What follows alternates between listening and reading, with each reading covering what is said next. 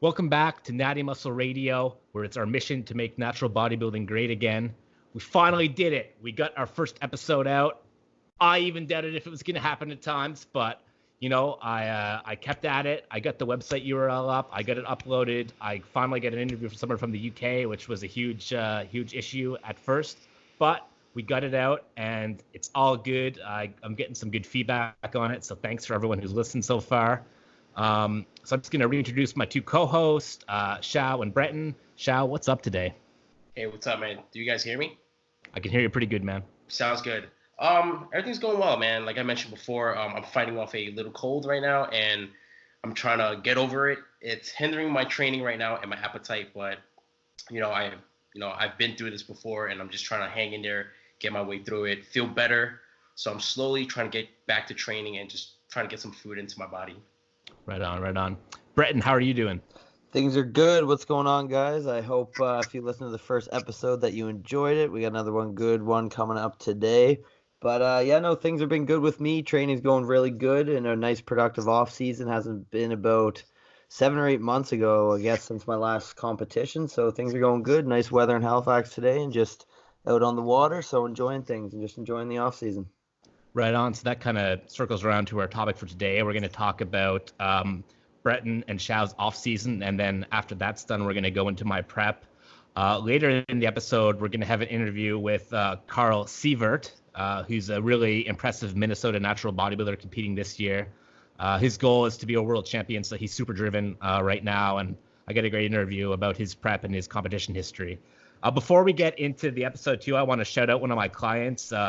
His name's Andreas. He competed in men's physique for the first time yesterday, and it was a pretty impressive process for him to go through as he celebrates Ramadan when it comes by. And this dude was literally training without any water, going to the gym, completely fasted, food and water. And I was like, dude, just get your training in at night. He's like, I can't do it, man. It doesn't work with my schedule. So he was going to the gym, no water, no food, and just getting all his nutrition in 1 to 2 meals at the end of the day. So wow. He looked really good too. He's got such potential. We're going to go into an off season now, and I'm super excited for him. So shout out to you, Andreas, man. You did a great job.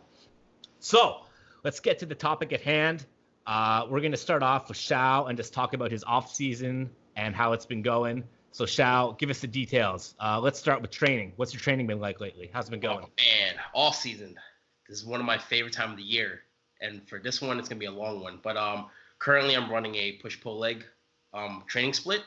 So I'll run like a push-pull leg rest day, and then I'll do push-pull legs again, and then another alternate rest day. So typically, I have a workout and a B workout. So typically on the A workouts, I tend to go a little bit heavier on certain movements or certain more sets for my laggy body parts. And for my second push-pull leg workout B, what I typically do, like I try to bump up the volume. So I try to back off the weight load a little bit, and I add in more different exercises where it's less taxing on my joints.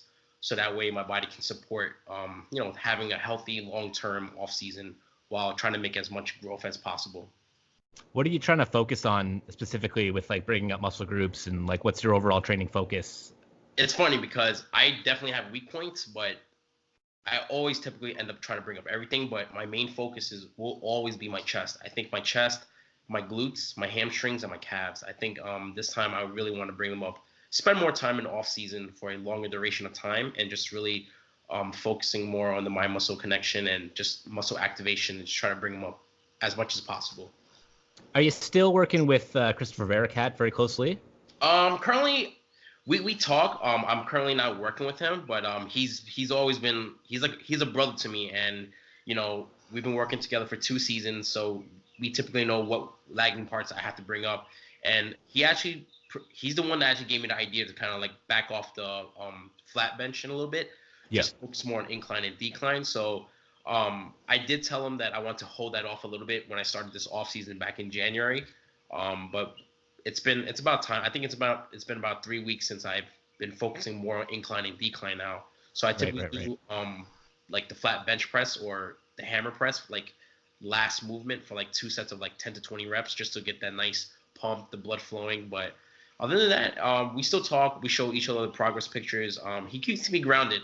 Honestly, because I have a lot of friends that still works with him, and I follow his followings and see all his clients getting ready right now, and it's always exciting to not just support him but my teammates as well, because that's one Right. thing with the sport, and just supporting each other and just following each other's journey, because everybody's gonna have different ups and downs, and I think at the end of the day, everyone will come in at their best, and I think that's the most exciting thing.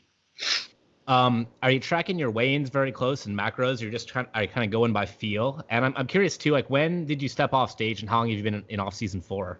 So I stepped off stage. My last show was the NGA. I did an NGA Pro show right after the Hercules, 1 week after the Hercules, and this is when I competed against Victor and Derek, and I placed. It was a big lineup, and it was a tricky show because I wasn't as lean. I felt like I kind of spilled a little bit because of the timing of the show. Yeah, I've done that before. I've never competed in a pro lineup before, and the pros always typically go first. So what happened was, I think I ate a little too much early on, and I didn't stuff. So I think I didn't come in as tight as I would like, but I was lucky enough to place 5th out of 8, and it was a good show. I mean, I got my ass handed to me, and I felt it was nice because I've never felt like the underdog until this lineup. And my wife was filming me, and she was watching me, and she was like, she was just like, wow, I couldn't believe how immature you look compared to these guys on stage. And I mean, it's good to get your ass beat sometimes. So now I know I need to work twice as hard. Right. So I finished back in June. And so it's been about a year then, about a year. Yes. But what happened was it was also my longest binging after. Man, I'm not even kidding. I was binging for like about a whole entire month, maybe a month and a half. So then until like end of August, a couple of my friends, they wanted to do like a weight loss challenge, not fat, weight loss challenge. So I was like, you know what? I was gonna do a mini cut anyway. It'll keep me accountable. So I kind of did it. So I did like. Oh, so you had to diet like 8 weeks after your contest season ended, like that soon? Yeah. But the crazy thing was, I was typically ready because I gained so much and I ate so much to a point where like I was ready to kind of like get back on track. Yeah. So I knew that was like gonna set me back a little bit, but I was willing to take the hit. So I mini cut it for about 9 weeks. Okay. Yeah, it was 9, but it wasn't like 100%. So I got to like hang out with some family and friends in between. So it was not as stressful for sure. So that cleanup was really nice. And then after November, what happened was I had a family. My mother-in-law passed away, so that kind of like took a huge hit in my training and just my mental game. I had to be for my family and just running around to the hospitals. Funeral arrangements, spending time with the family. So I didn't really typically get to really have a real true off season, at least hiring a surplus until I would say January. Right. So ever since January, I've been pretty consistent with my tracking my macros right now. So I would say like maybe like almost 6 months, and it's been great. Honestly, like I feel like my body, that recomp really helped me out a lot for sure. Yeah, it just takes so long to get back on track after a show too. Even if you do everything, even if you do X, Y, and Z correct, do the whole AJ Morris consistency thing, it still just takes your body a long time to get to like a state where it can really grow and make progress, and like everything is hormonally is laid out fine, and you're just like mentally all the way there. So like you could someone might say you wasted a bunch of time, but it really could have been just what you exactly needed to do was to step away from it for a while and then let things be fresh, and life will always find a way to get you off track certain times. So it is what it is, right? It's great because one of my clients, he was actually able to reverse like quite aggressively, and he you can definitely tell the difference from someone that's binging the rebounding and from someone that's reversing, and even a recovery diet, and you definitely see the hardness and the conditioning level is very different, the quality of the muscles, and it looks very night and day. I mean, I look big, but I also didn't as hard, and whereas he wasn't as big as me, but when he had the pump, he still had that nice hard look, and it's very interesting. But I was able to really do the cleanup, and now I've been just eating in a higher surplus, and I honestly feel really good right now, in a good place. What's your calories at? Do you know? Yeah, I would say it's around 32 to 3,300. So I'm at 450 carbs currently, 65 to 70 grams of fat, and I'm at 220 grams of protein right now. Right on. And do you have any plans to compete in the future? Or are you just gonna? I know you have a baby on the way, so that'll probably that'll slow you down a little bit. So I definitely. I think honestly, I do want to compete. I am planning to compete back in 2023. So that's definitely. And it's funny because I was talking to Chris and he was like, you sure you want to wait till 2023? And the goal is to really. I want to focus on the here and now with my family. I want to be here for the baby, my wife. And I think, right now it's just like, it's crazy, man. I'm running around, like, getting ready for the nursery, going to doctor's visits. Work's about to finish, but then I have to prepare for the baby because he's coming soon in August. So is it August? Is that soon? Yeah, it's August 14th. That's the expected due date. So it's like, wow. It's super exciting. And the thing is, I think about shows. So I see all the people competing at shows now, and I'm kind of like picking out shows what I want to do for 2023 because I think that's going to be my longer season. So I've never dived over the summer before, but I think I'm going to do like 1 or 2 shows in the spring, and I'm going to take a little dive break, and I'm planning to just go forward for a lot of fall shows. Right on, right on. I'll probably see you at like Natural Mania with you after you've had the new kid, and you're going to be like all like tired-eyed, just like, oh man, what's up? I can't sleep. Yeah, man. I can't wait to go, and it's going to be I know a lot of people compete in that show, so it's gonna be super exciting. Honestly, just seeing all you guys out there, so it's gonna be good. Yeah, it's gonna be cool to meet up with everyone, with all the pros doing it too.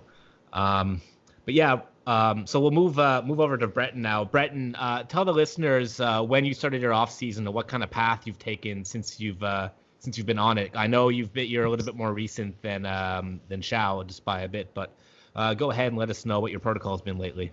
Yeah, so my last show was the Edmonton Pro Show. That was actually October 20th. So I don't know, roughly 7-8 months now into the off season. Yep. And what I did was I kind of had the same problem as Shao, my first show. So I had a really big, my first ever show, 2016. Binging, then I'll be like, oh shit, gotta get back on track next day.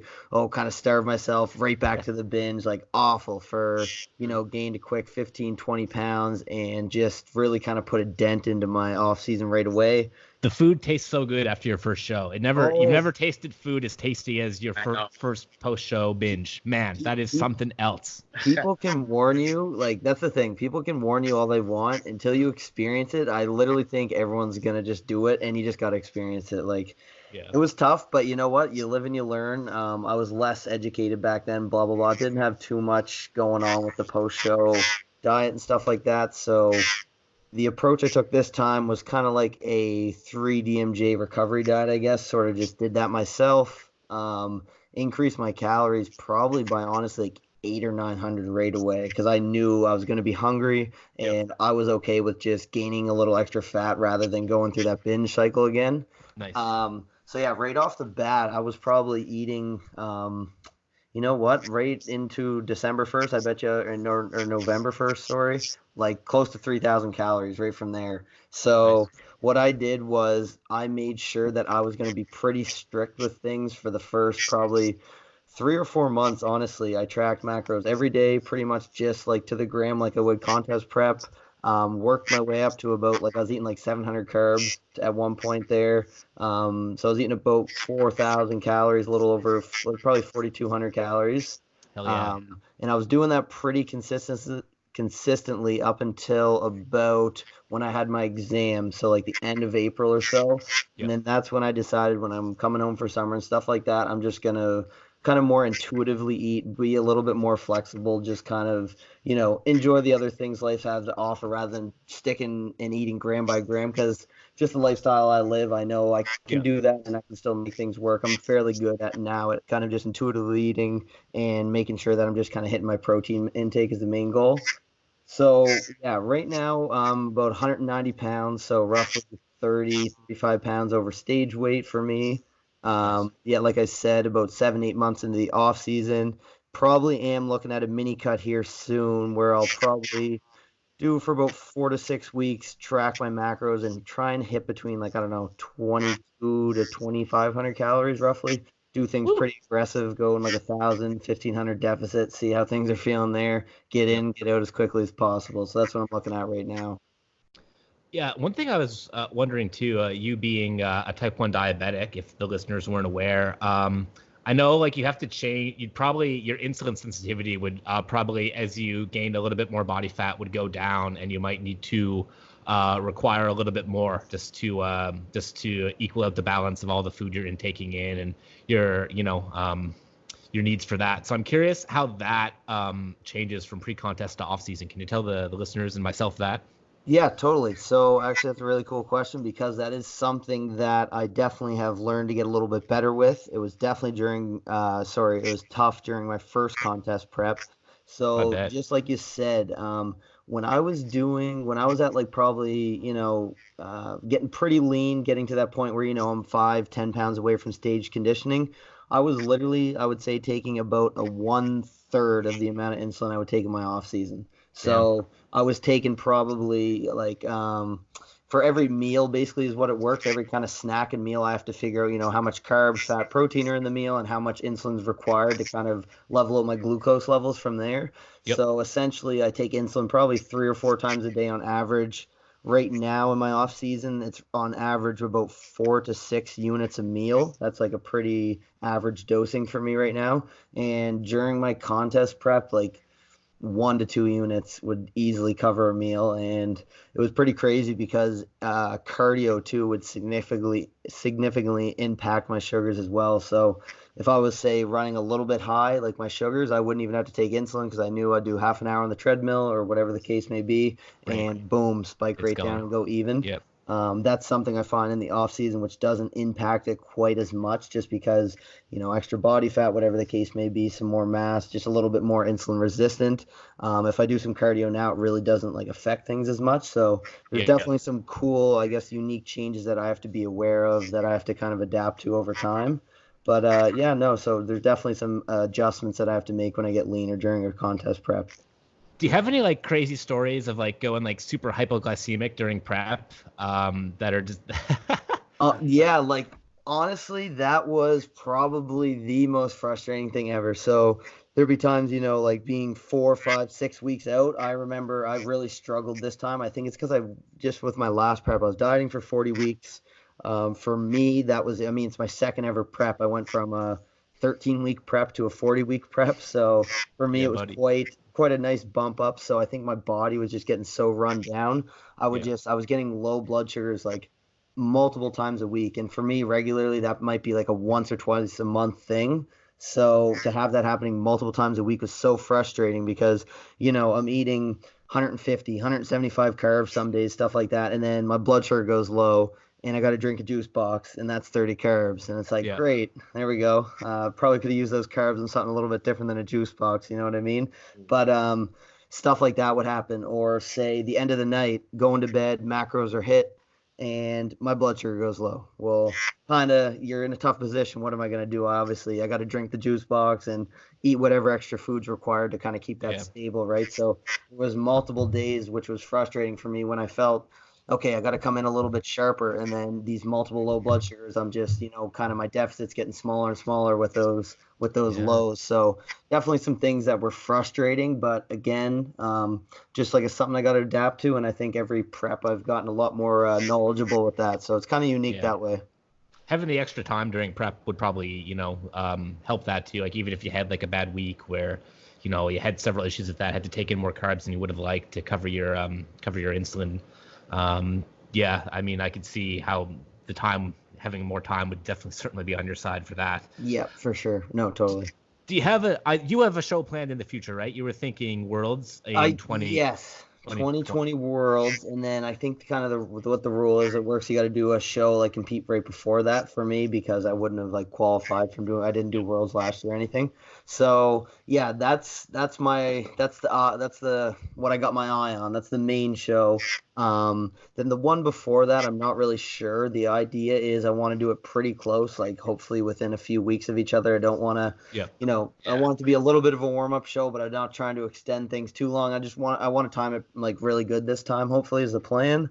But yeah, I did the Edmonton show last year, but it'd be nice to just like travel somewhere else, try to, go to a different city, go somewhere I've never been maybe, or something like that. So, and hopefully I can figure something out that's going to work time-wise.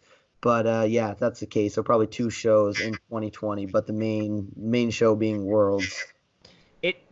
World tends to be in 1 year in the Northeast and 1 year in the Southwest, I think. It's in LA or it's in like New York or Boston? Do you guys It's usually typically in Boston. It was in New York, like I think back in like 2014. Yeah. I think it was in New York in 2014. Okay, is it New York this year? It's in New York this year, so I'll be watching the Worlds this year. Nice. Okay. Nice. So we wouldn't know when it would be in 2020 yet, do we? Yeah, so it's either I know end they of the season, back and forth, November. play Boston, and I hope they keep it in New York, but Boston's not too bad. Gotcha. Okay, cool. Nice. Yeah. I did the Monster Mash in Boston, and I think they've held Worlds there before. I'm pretty sure they had the 2013 Worlds there, and that's when. Okay. I remember looking at pictures from that before, and I was like, that stage and backstage area, it looks familiar. Then I was like, oh damn, I was there, bro, in Worcester. Not actually Boston, in Worcester. Yeah. That's a big show. Monster Mash. That's a big show too. That's a big one. Yeah. All right, so I'm going to merge now into kind of what my process has been. So I had a monster off season, and this is kind of my philosophy in natural bodybuilding, is that if you want to grow muscle, you got to push up, pretty hard. Like gaining muscle in natural bodybuilding is the toughest thing, about the sport. Dieting down is super hard. It's mentally taxing, but it's a very simple task. It's physically very demanding and very difficult, but it's not quite as it almost feels like when you're trying to gain muscle, it's kind of like shooting in the dark.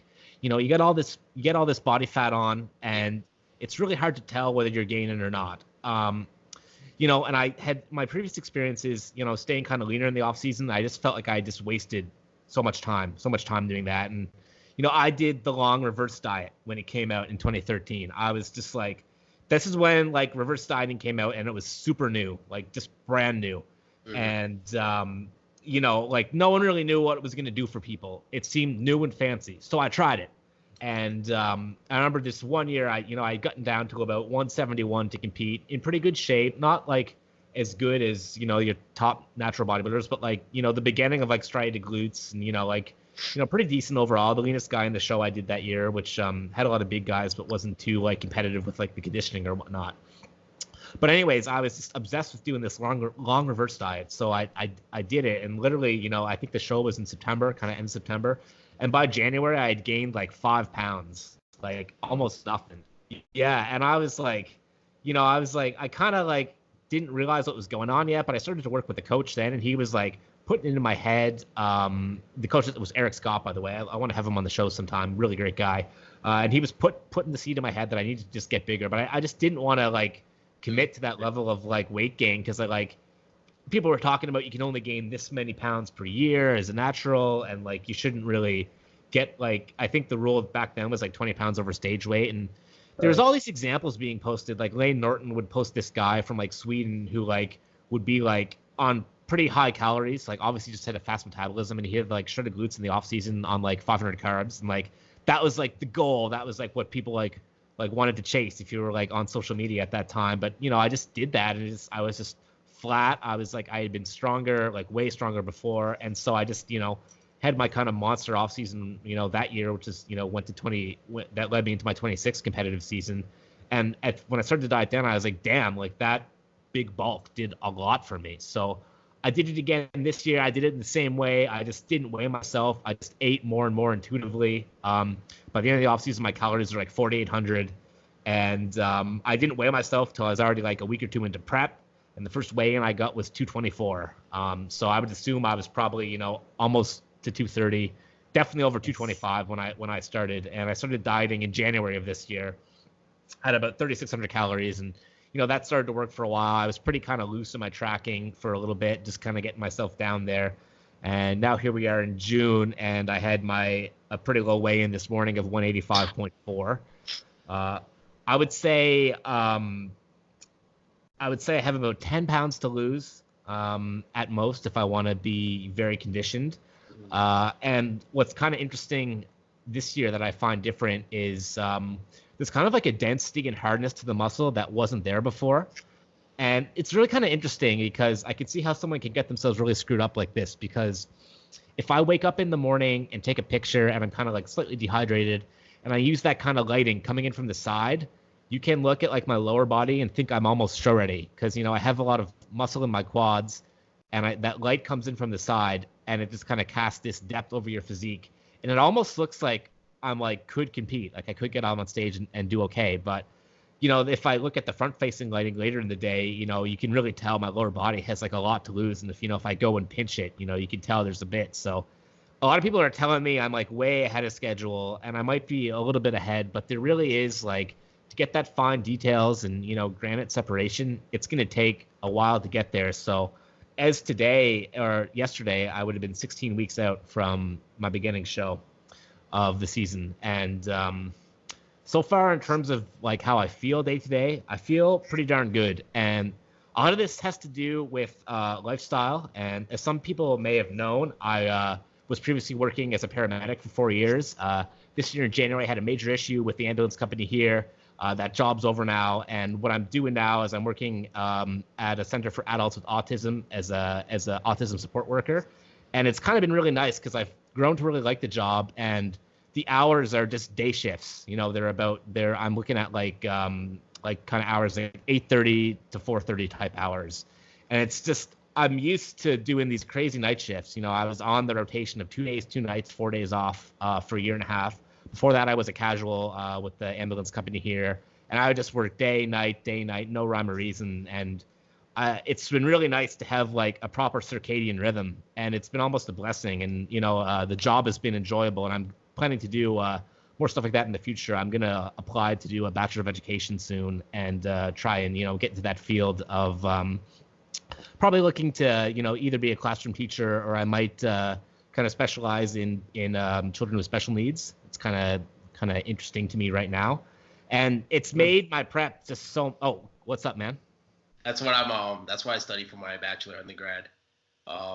So I have an education major and also in children with special needs as well. That's awesome. And if anyone doesn't know, Xiao's, I think, day job is a guidance counselor. Is that correct? Yes, correct. What level of kids do you teach? Currently I work in the elementary school level. I actually go back for another program for my administration license, but it's a very competitive program, and I was on the waiting list, and then I just got an email saying that they wanted me to try to apply again next year because it's all full, the 60 spots. It was a nice ride because it was like a free program. It was like a 1-year program. So it was very competitive, but I'm still debating maybe next year, but we'll see how things go with the baby and life adjustments. But nice. What I'm hearing from you, it sounds really good. Like, it sounds like very passionate. It's like a kind of like a blessing in disguise with what happened with the previous job. Yeah, it totally is. And just the structure of having a regular day job, it's something that I did not like, or I didn't really realize the value of it. Like, it's just so nice to have a bedtime and have a wake up time. Like I had a schedule in my previous job, but you can't really ever be normal, and like you get onto it, but you're never really as energetic or as feeling as good, and you kind of just get used to that kind of feeling, and you can manage it. You can do okay. It's definitely completely suboptimal for bodybuilding. So I'm hoping in future off seasons, if I stay on this, my muscular growth will be better. Just having this, set out with me. And fun fact about me, if anyone doesn't know, I actually did an undergrad in music that I finished in 2012. I don't know if I'll be doing any music in the future, but that is what was my choice of study back in the day, before I got really interested in bodybuilding, actually. But yeah, things have been going good with prep, and I do have, I think, a diet break planned somewhere in the middle of July. I'm just going to feel it out, see how it goes. I'm really only getting into like tracking nitty gritty, like per gram, and just like focused, like only in the last, I'd say maybe 4 weeks. Cause I was kind of ballpark before, feeling it out, and it just, my rate of loss was good, and there wasn't really any need to tinker with it. But now I really want to slow that rate of loss down because, I'm 185.4 right now. Last season I got down to 176.4. So that's, that's what, 9 pounds difference. So I have 16 weeks to lose 9 pounds. if I have a week now where I lose 2 pounds, I'm probably not going to be too happy. I'm going to try and slow that down to about half pound to 0.75 pounds per week if I can. Like this new low weigh-in. Oh, what's up? No, I was just wondering, how do you have like an idea of how long you're gonna diet break for? Are you thinking like a week or longer, or? Sometimes like I'm gonna feel it out. I was saying to myself like between 7 to 10 days. Okay. Because I'm gonna want to get back on it as soon as I'm on like high calories for 4 days. I'm gonna be like, I just want to get back to getting shredded. Yeah. And but I'm gonna see what the look is. I'm probably gonna talk to some people who I really trust. I'll probably show you guys some pics. And I'll probably I have some people in the Minnesota area that I talk to frequently on social media that, they won't blow smoke up my ass. Like they'll tell me if I'm in shape or if I'm not. I'll probably, shout out to Brandon Wadas. Brandon Wadas too. He's not a Minnesota guy, but he's one guy I talk to, and he'll give it to me straight. So, and we're gonna get you on one of the episodes soon, Brandon. So you just wait. Can't wait, Brandon. But yeah, I'm planning to go down to New York, see how that goes. If finances permit, I may try and get to Edmonton too, to compete as either an amateur or a pro, depending on how Natural Mania goes. Natural Mania is going to be tough. There's going to be a lot of guys there. I can't count on winning there. I'm going to count on coming in shredded, but at the end of the day, you never know who's going to show up. There could be some people lurking who's been at it for years, that'll show me up pretty good, especially in like the upper body density department and like the back. I'm never really confident about my like rear double bicep. That's one pose I'm just like, I just wish I had more back thickness, and that's what I've been focusing on as I diet down. Each of my pull sessions, I either start with my one pull session I start with a rack pull around the knees, and the other one I start with actually a John Meadows row, where I'm kind of just pulling out, pulling like wide gripping out, and then I do more chest supported rows. So very heavy focus on like back thickness and density and like the mid traps and rhomboids, because that is one area that just gets extremely flat when I diet down. And I kind of have a unique body in the sense that I get really lean around my torso first. So my abs and my lower back get lean very, very early. And my extremities, my legs and my arms seem to take longer, which is kind of interesting because I see a lot of people who kind of have the love handle look and have the lean extremities for a while, as they diet down. But I seem to be the complete opposite. So, if you look at my lower back, you could think this guy's ready to compete, but it's the lower body and even the arms, like the triceps could have more striations. The quads have a long way to go. They're probably my fattest muscle group with the most, that I can pinch when I'm evaluating my physique. So there is tons of body fat to come off. Don't be fooled by my, awesome social media lighting pictures. That's just, you get in that good lighting, man, and you could convince yourself you're the winner, no problem. But you got to look at yourself in harsh lighting, if you really want to know where you're at. And I'm actually looking at my posing setup right now. I have a dual mirror set up in my basement, and I just set up 2 kind of like lamps by my feet to complement like some overhead lighting. So there's lighting just coming in from both sides, and it's very, very harsh. Like if there's any body fat on you, like you can see, and you don't see the separation whether it compared to the side lighting coming in. Mm-hmm. Question: are you giving yourself any like refeeds throughout the week? Oh yes, so my daily macros on low days are like 220 carbs, 55 fat, and 250 protein, and then I do 2 consecutive high days between 425 and 450 carbs, and protein goes down by 20 grams, so 220, and fat stays in the 50 to 55 range. So that's what I've been doing. I've been running this 2-day consecutive refeed, and it's pretty nice. And the way I've been doing it is I do it Thursday, Friday. So basically, it's every week's kind of like a mock peak. I'll see how I look on Saturday after those 2 high days, and just like see how I look. I try and gauge what I need for a carb up, like every week, and just see how I kind of look like midday Saturday, right? Yeah. Provided I'm not working that day, but yeah, that's kind of what my plan's been going forward. Pretty awesome. So yeah, it's been good, man. It's been good. It's good, man. I just had a question. Yeah, so you're also doing you're just doing a step protocol. Is it daily, not like a real cardio or? Right. So I actually tried to do a little bit of cardio. I did 3 sessions in 20 minutes. Okay. And I got a lot of steps at work. So just as I added that cardio in, things have started to drop really fast. And I was like, I don't really think I need this. I thought I was kind of like, rah, rah, rah, let's go. Like, I'm kind of always like, I'm just like amped to go all the time. Yeah. But I backed it off because like I don't need this. Like I'm getting plenty of steps at work, and my weight's dropping so fast. I decided to lop off the like actual cardiovascular training. Like I was getting it was still kind of low intensity. I was getting my heart rate up to about 100, and I was just like, you know what? I just don't really think I need this right now. And if I do need it the rest of the prep, no problem. I'll add it right in. But I've just been doing between 10 to 13K steps a day, just depending on my daily needs. 10K would be a minimum. It's kind of funny if I have a day off from work, I just walk around my crescent. So I have a crescent here. I just walk around it over and over. I might go on a longer walk if I have more time that day, but a lot of days I just end up kind of like waking up, doing about 2K steps, doing some chores if this is a day off, and then going to the gym, and then I get another 2 or 3 there, and then I come on, finish them at night. So it's been super easy. It's been super fun. Steps are awesome. If anyone feels they have like a faster metabolism and they don't need to adhere to formal cardio, give steps a shot, because it doesn't take away any of your recovery from weight training. And that's going to be one major difference too, is I feel so much more recovered than I would have in previous preps. But I think I kind of pushed some of the volume and intensity probably a little bit too much for what my lifestyle was, which was like hardly ever sleeping, always kind of tired. And just the way I am, I can push through anything, right? So I can push through being depleted on prep. I can push through doing 25 sets of legs, like all 20 reps, all close to failure if I really want to. But, I think I've kind of like seen some negative effects of that. I talked about it in one of the podcasts with I did it with that Leroy Rollins fellow, where I had some of these cortisol issues, just massive water retention that seemed to be due to cortisol. So yeah, everything's been clicking really well. So I'm super excited for for what the contest season brings. But yeah, I think awesome. We'll wrap up here now. Listeners, stay tuned for the second part of the show with the Carl Sievert interview.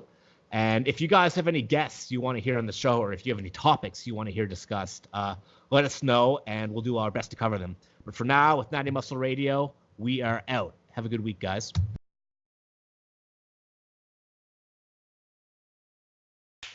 Welcome back to Natty Muscle Radio. I've got with me a guest for today, Carl Sievert. Hopefully I'm saying that right, from Sievert. Minnesota. Sievert. I got it wrong. Damn. So Carl is a pro under the IPE. He's been competing for a long time. He's won 2 pro titles, the IPE Clash of Titans and the IPE, I think, is it North American?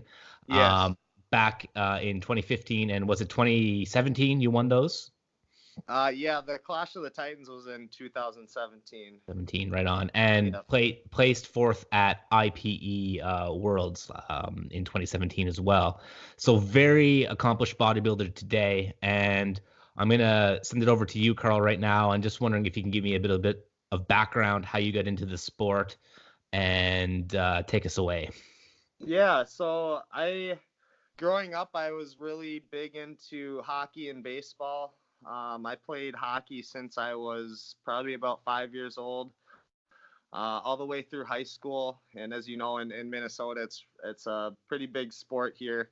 I ended up finishing my hockey career at the state tournament, where we got 3rd place. And it's like the biggest high school tournament in the world, which was pretty cool experience. I got to play with kids I grew up with my whole life, and my hockey career ended there. Baseball was my main passion. I was very successful in baseball. I played in college. I was in the draft for the Cleveland Indians in 2006. And that I kind of started lifting for baseball and hockey. So I've always been very athletic. My dad's a big guy. So he was the one I looked up to. I wanted to be big like him. So that's when I started lifting. It was actually 1997. They got me a Bowflex, so that's what I started on. So wow. That was June of 97. So this month marks 22 years of lifting for me. So I started when I was 11. I'm 33 now. So it's been a long journey. Wow. And was your first coach Brian Alstrom when you started to No, compete? no, actually, I got off subject there. So I started bodybuilding because I was working out at the gym here in Duluth, Minnesota. It was at a Snap Fitness at the time I was working out there, and a lady approached me and asked if I was getting ready for a bodybuilding show, and I said no, I'm just getting ready for some MLB open tryouts. Wow. And she told me, she's like, well, if you're ever interested in doing a competition, I'd be more than happy to help you out.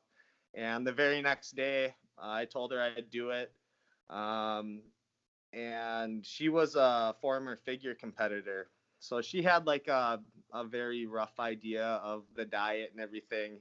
It was not very strategic. She would tell me certain foods to eat, but I wasn't tracking certain macros. And she would help me with the posing, and a beginner bodybuilder getting coached by a figure competitor who's done like one or two shows isn't the best guidance, but it was a start, and I'm very thankful that she asked me, because I've always been interested in bodybuilding back then, but I just didn't know how to get into it.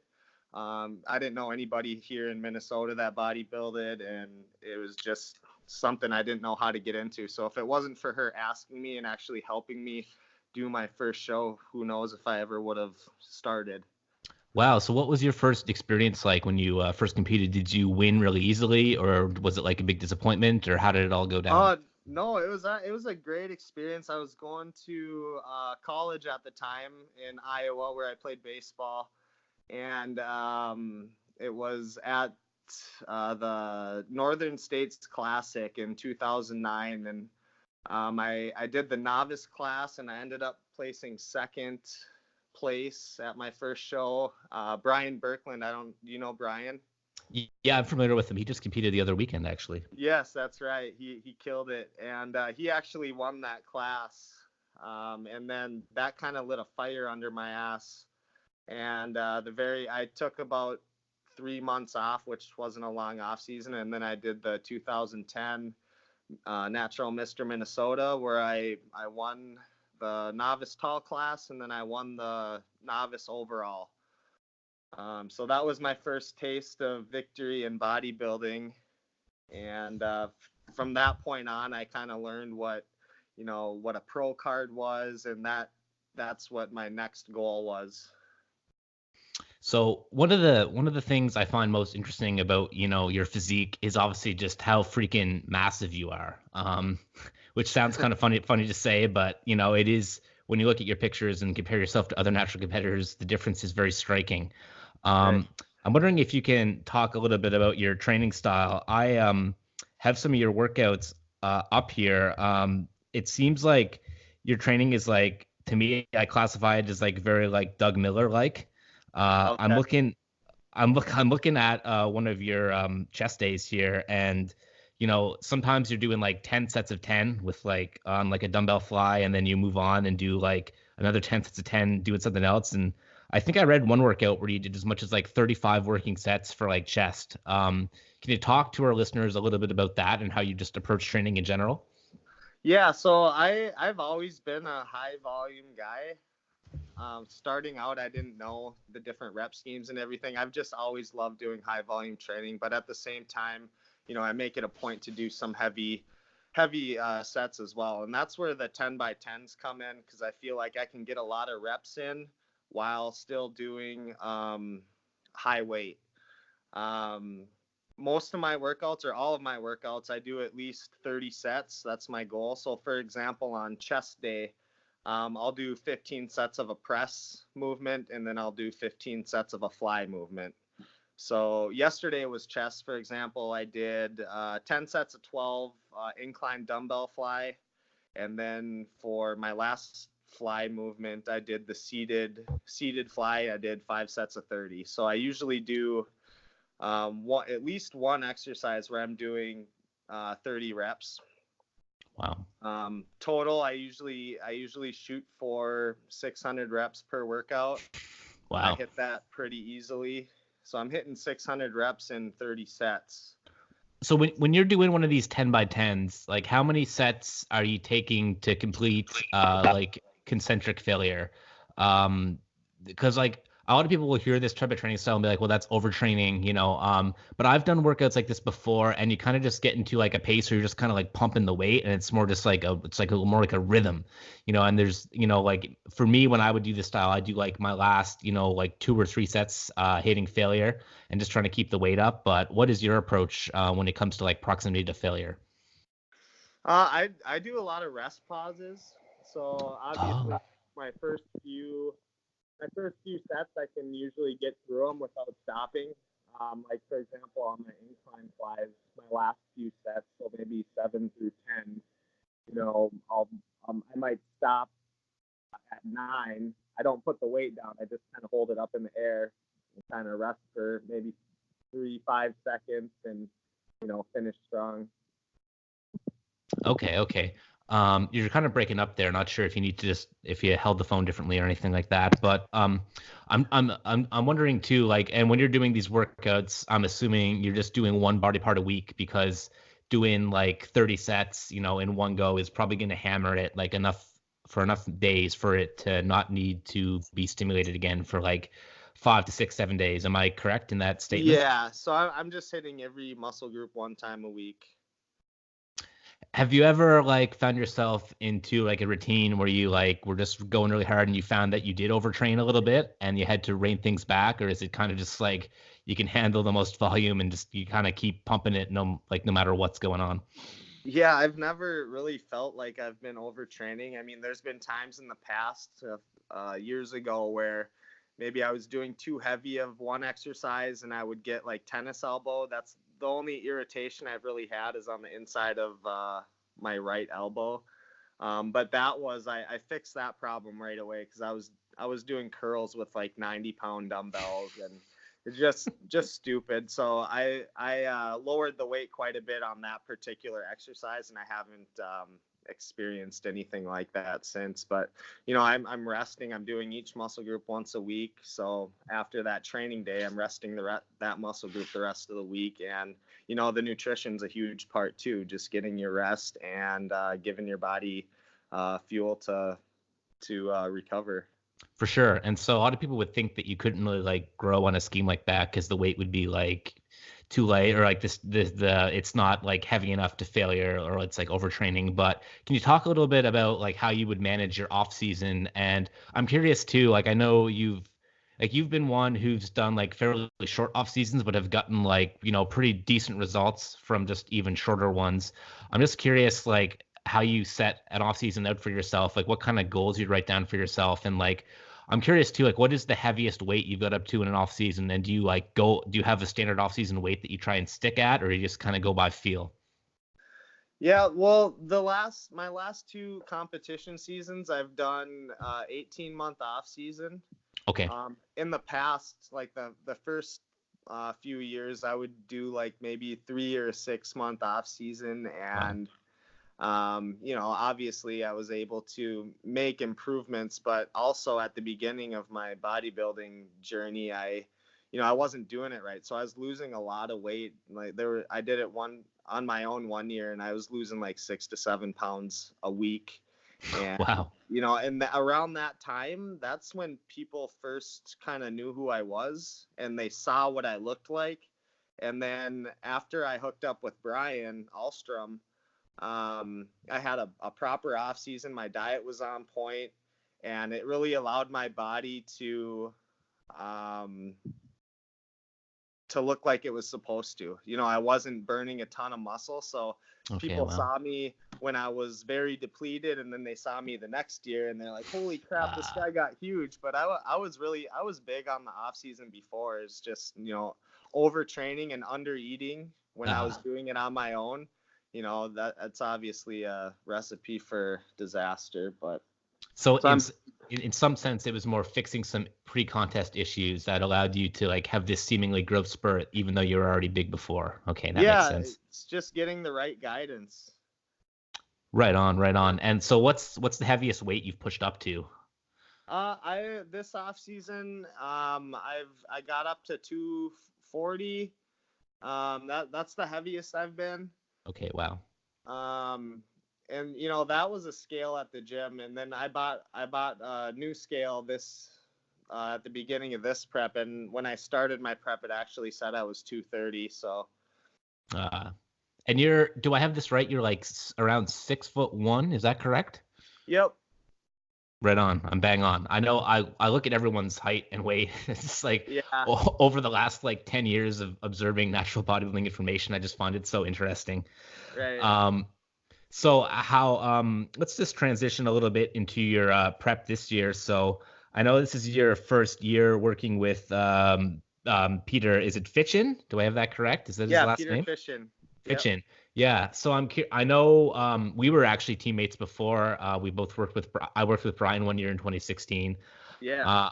I'm kind of curious, what are some of the differences working with Peter as opposed to working with Brian? I'd say, I mean, they're both great coaches. The biggest difference I've seen so far, in the past with Brian Alstrom, we'd just stick with one refeed a week. Mm-hmm. Me and Peter started with 2 refeeds, and Right. then he ended up adding a 3rd refeed because Oh, wow. I was losing a little bit more. And then, I just went on a trip to Mexico Yes. with my fiance, and I got back and my weight was even lower than we anticipated it being. I started my diet a month early just because I knew I was going there and we were going to a wedding and I wanted to enjoy some food there. So I started my diet a month early. And then this last week, Peter actually threw in another refeed day. So that I'm on my 4th refeed day today. Oh, wow. So it sounds like he's very like reactive in terms of like Oh adding yeah, in. for sure. Both guys were both very responsive, and another difference is I haven't done any cardio sessions at all this prep. I mean, I am doing or making sure I'm getting at least 7,000 steps a day, just kind of like my normal activity.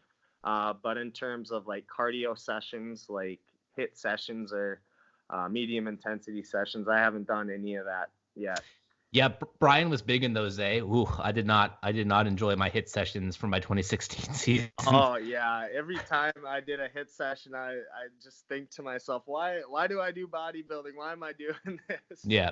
For me, they'd cause like the most anxiety out of any type of workout. Like, I could train legs and I was doing at kind of maybe not as much high volume as you but I do like, I do sets where I do like, okay, like a set of 20 on leg press and then go over to Smith squats and then do a set of 10. I was doing some of that back then too. And, those wouldn't work me up, but like just the thought of doing HIIT cardio would just, it would, especially late on prep when energy is low. Oof.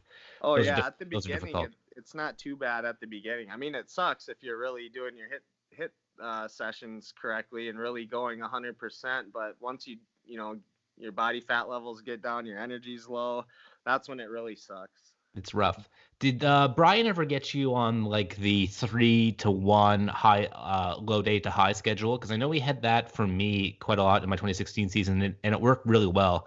Or was he more like 6-to-1 for you for the most part? Yeah, we started. I think we would do at least 3 or 4 normal days to start, and then I would refeed on the 5th day, and then I'd just keep repeating that. And then the closer I got to competition, I think the farther back he would, set the refeed day. So eventually, I think I was doing 6 normal days and then a refeed towards the end. Yeah. Okay. Gotcha. Yeah, that it gets harder to strip it off towards when your body's really resistant at that last final stage. I think that's what happened with me too. I said, I think we need more low days because my body's just not going to give up this last little bit of fat, very easily. We're gonna have to grind it out pretty hard here. Yeah. How did Brian peak you? And I know when I had talked to him in 2016, he had I think he had tried a few different methods. I'm not sure if you're one of the people he tried it out with, but I think this is when the rapid backload was getting pretty big. And what he told me when I asked about it is he said he didn't see any advantage to a rapid backload being done as opposed to a normal front load starting on Wednesday and then tapering down carbs into Friday. What did he try different methods with you? Because I know you worked with him for a few different years. I'm just curious what he had planned for you when you competed with him. Yeah, so for the second year, I was with him. We did a rapid backload. That's the year I won my pro card in 2012. And carbs were, I believe, at least 1,000 on that Friday before the show. And then towards the last few years, we kind of took a more conservative approach, and kind of had the numbers built up at the beginning of the week, and then they kind of tapered back down to normal. Yep. At the end of the week, and then this last year we actually kept everything the same for the day of my show, like food sources. And I wasn't doing like normally we would on Saturday, the day of the show, he would give me specific foods to eat that I wasn't eating throughout my prep. Mm-hmm. So we came up with the idea of just keeping everything the same. Yep. And that seemed to work very well. And also last year I kind of played around with the water a little bit. And I normally I drink at least 2 gallons a day. So I did that on the day of each show in 2017. I had 2 gallons of water in me before I got on stage, and I was I was able to get a pump much quicker. Mm-hmm. I looked much more full, and I'm really glad that I kind of experimented with that, because now I know what I can handle, and I'm not afraid to drink water the day of the show, because before I think the goal was to drink like 10 to 12 ounces per meal day of the show. Right. Which is like nowhere close to what I drink per meal. Like I have 20 to 40 ounces of water with each meal I have. Is that how you paced it in 2017? Like day of the show took 20 ounces of water per meal as you approached, the stage? Yeah, I had at least 20 ounces each meal. Nice. Yeah. What was your experiences when he did the rapid backload? Obviously, things went well. You won your pro card, but did you see an advantage over that? Because I just find it's this thing that it hasn't been as popular lately, but it was like super hyped. I felt like in 2015, 2016 with Cliff. It was just and like it's just the way that he presents it is so like polarizing, because he'll just be like 1,100 carbs, 8 grams of sodium, 3 gallons of water, and this is what it looks like. And it's just like, he just works with some of these top impressive guys that are just, peeled to the bone anyways. So what was your experience with the rapid backload when you did it? I don't know. Between all the different approaches, I really don't. I mean, my stomach felt kind of full the day before the show. Mm-hmm. I mean, in my opinion, I think I look about the same with each approach, but except for this last year when we did, kind of normal or similar to what I was doing on a normal day during my prep. Right. I think I looked best doing it like that. Yeah, I feel like with the rapid backload, unless you've like practiced it, there's just so much room to make a mistake there, to over or under carb. And, I mean, like I said, it's just kind of the novelty factor that I think kind of got it popular. And someone like Brian, who's just worked with so many top guys, if, I would really trust his opinion if he says, there's really no advantage over it as towards like a normal front load at the beginning of the week. I just, I was happy with it there. I was like, okay, cool. We don't need to do this then. That's awesome. Yeah. I think the biggest thing is, getting ready early, because then if you look good, weeks before the show, there's really no point in messing with anything. Yeah. Was your carb ups like kind of were even with the front load approach, did you have to take that much in? Do you remember your numbers like early in the week versus show day? For a front load, I think we would start around like maybe 400 carbs around there. And then we'd kind of taper down a little bit. We did many different approaches. I mean, I was with him or Brian for 7 years, but see that when you say that, it's just not as exciting. It's like not like 1,000 carbs or anything like mystical or magical or like cool. I was doing basic. A lot of sweet potatoes. Yeah. Back around 2012 through 2015, and I kind of cut those out. I don't really mess with those anymore, just because it depends on how you bake them, in my opinion, because depending on how you make them, they're going to hold more water. So I don't really trust those carbs. I like sticking with dry carbs where it's more consistent and I can predict how my body's going to react to them. That's really interesting. I never thought of that. Yeah, I Yeah, never and thought of that. like oatmeal, depending on how you make oatmeal or rice, they could be Right. holding more water than normal. So I'd rather, stick with dry sources where I know I'm getting, a certain amount of carbs what I'm measuring. Are we talking like rice cakes here, or what's your preferred source? Yeah, rice cakes. I've been this prep and last prep. I eat a lot of whole wheat bagels. Nice. Um, Thomas, I don't know if you're familiar with that brand. No, I don't think we have that here. We're in Canada, no. Okay, yeah, that's right. You're in Canada. You actually sound kind of Canadian. Maybe it's just, the region where you're in, but you're telling me you Well, play in hockey and just kind of your accent, you sound like you should be living here, bro. yeah, I'm pretty close to you, man. Duluth is, I think I'm like 130 miles from the border, so northern Minnesota. I'm not too far from you. That's awesome. Yeah. I'm kind of over Yeah. on the east. I'm kind of over on the East Coast here on an island called PEI. But yeah, Okay. and I was thinking of almost doing some shows in Minnesota. I just never actually committed to it. I talked to a Yeah. lot of the guys there. You guys seem to have like a nice little niche scene. Not a whole ton of different people, but the guys you do have seem very dedicated. I want to go ahead and move into some of your goals for this season, though.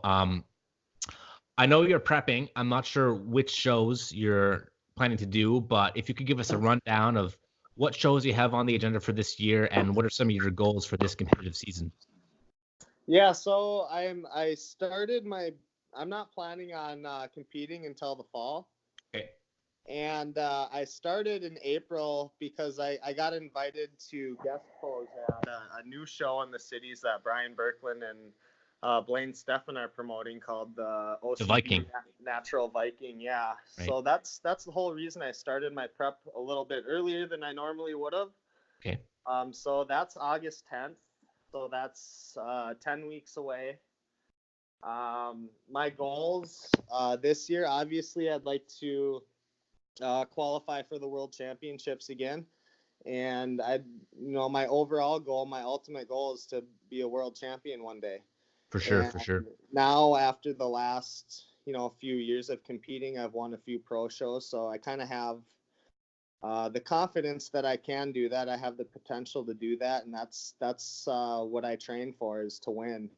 And back when I first started, so my pro debut, my goal was to place top half in my class. Mm-hmm. And that's kind of how it went the first few years.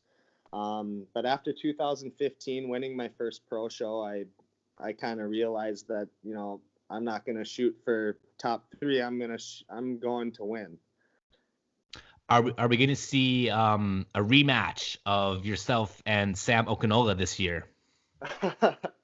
I guarantee it. Guarantee it? Do you Oh no, I know he'll be there. I gotta do my part and get there as well. But I'm only giving myself 1 or 2 shots.